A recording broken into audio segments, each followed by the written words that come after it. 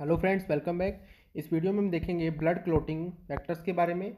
ये कितने होते हैं, इनके सोर्सेज क्या क्या हैं और इनको क्या क्या बोला जाता है, यानी इनके नेम क्या क्या हैं, वो सब चीज़ें इस वीडियो में हम देखने वाले हैं। तो चलिए देखते हैं।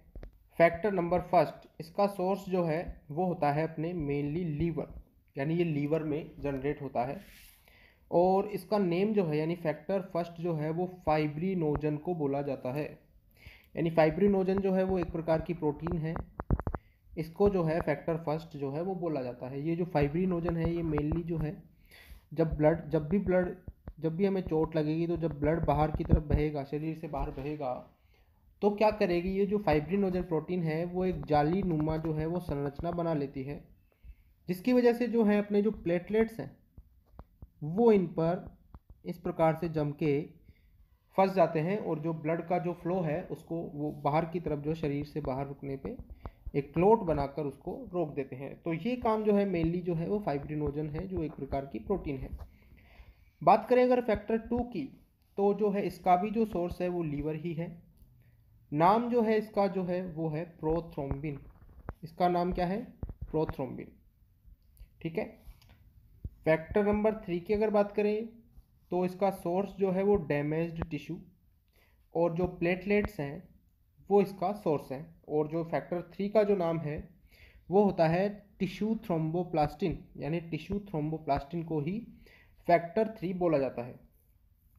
बात करें अगर फैक्टर 4 की, तो जो मेजर जो सोर्स होंगे वो एक तो डाइट, जो भी आप खाना खाते हैं वो हो गया एक तो, और जो बोन्स हैं और जो प्लेटलेट्स हैं, ये तीनों चीज़ें जो है फैक्टर नंबर 4 यानी कैल्शियम आयंस की जो है वो मेजर सोर्स हो गई।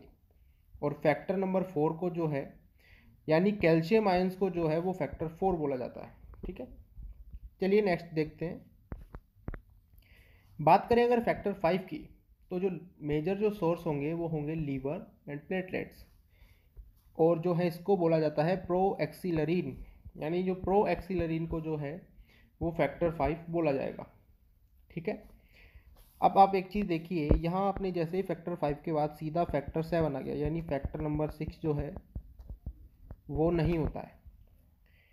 टोटल होते हैं ये 12 फैक्टर्स, लेकिन जो है फैक्टर 6 नहीं होने के कारण जो जो फैक्टर जो है जो टोटल 1 2 3 4 इस प्रकार से जब गिनती करते जाएंगे, 5 के बाद सीधा 7 आएगा। जो जो लास्ट जो फैक्टर है उसका नंबर जो है वो हो जाएगा 13। ठीक है। तो चलिए देखते हैं फैक्टर 7 को। 5 के बाद सीधा 7 फैक्टर। सेवन्थ फैक्टर की अगर बात करें, तो इसका जो सोर्स है वो भी लीवर ही, सोर्स है वो लीवर ही है। यानी लीवर, हम ये कह सकते हैं कि जो लीवर है वो जो क्लोटिंग फैक्टर्स है उन सभी क्लोटिंग फैक्टर्स को ये लीवर ही इनका सोर्स मान सकते हैं, या फिर इनको जो है वो जनरेट या फिर बनाता है। ठीक है। अब जो है वो फैक्टर 7 पे अपन थे। फैक्टर 7 जो है वो सोर्स इसका हो गया लीवर, और इसका जो नेम है वो है प्रो कन्वर्टिन, यानी प्रो कन्वर्टिन जो है वो होता है फैक्टर 7।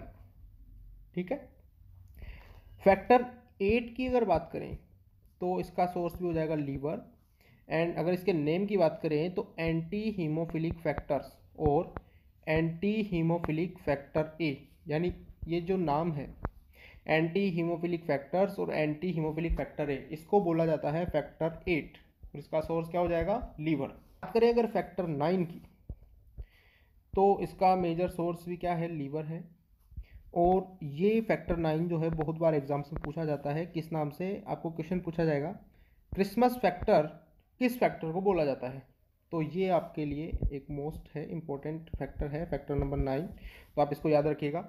इसको बोला जाता है क्रिसमस फैक्टर, प्लाज्मा थ्रोम्बोप्लास्टिन और एंटी हीमोफिलिक फैक्टर्स बी। ठीक है। ये तीन नाम जो है इसके हैं, लेकिन आपको जो मेन जो नाम है वो याद रखना है क्रिसमस फैक्टर, फैक्टर नंबर 9 के लिए। चलिए आगे बढ़ते हैं।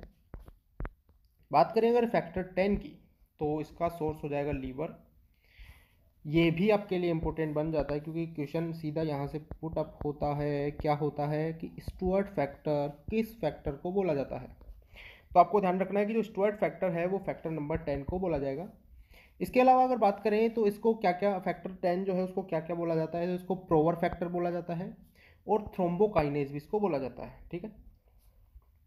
फैक्टर नंबर 11 की अगर बात करें तो लीवर जो है इसका मेजर सोर्स हो गया।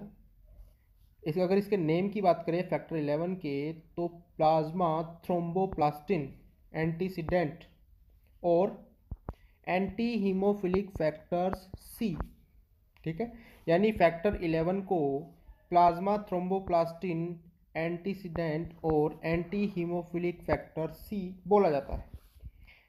बात करें अगर फैक्टर नंबर 12 की, फैक्टर नंबर 12 जो है वो हो जाएगा अपना जो सोर्स है वो तो हो गया इसका लीवर। इसके बाद जो है इसको बोला जाता है हेगमैन फैक्टर।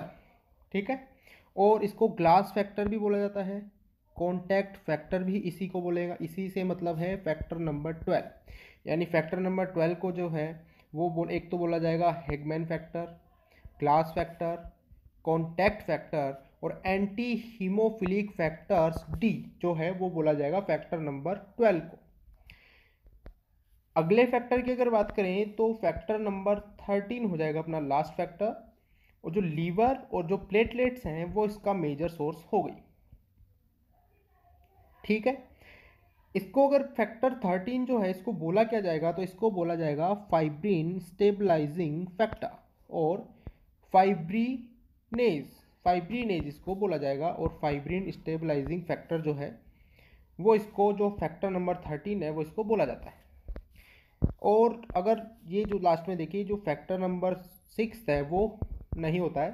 ठीक है, तो टोटल जो फैक्टर हुए हमारे ब्लड क्लॉटिंग के लिए जो मेन जो रिस्पॉन्सिबल हैं वो होते हैं 12 फैक्टर्स, जिनमें आपको एक तो ध्यान रखना है कौन सा, एक तो आपको मेजर ध्यान रखना है स्टुअर्ट फैक्टर को जो कि होता है फैक्टर नंबर 10। एक आपको ध्यान रखना है हेकमैन फैक्टर को जो होता है फैक्टर नंबर 12। और जो एक जो है वो आपको ध्यान रखना है क्रिसमस फैक्टर यानी फैक्टर नंबर 9। ये आपको मेनली ध्यान रखना है क्योंकि इनसे जो एग्जाम में सीधा क्वेश्चन पूछ लिया जाता है कि क्रिसमस फैक्टर कौन से नंबर के फैक्टर को कहते हैं, तो फैक्टर 4 फैक्टर को इसे भी दे देगा और आपसे पूछ लेगा, तो आपको सीधा सीधा याद होना चाहिए कि जो क्रिसमस फैक्टर है वो फैक्टर नंबर 9 को बोला जाता है।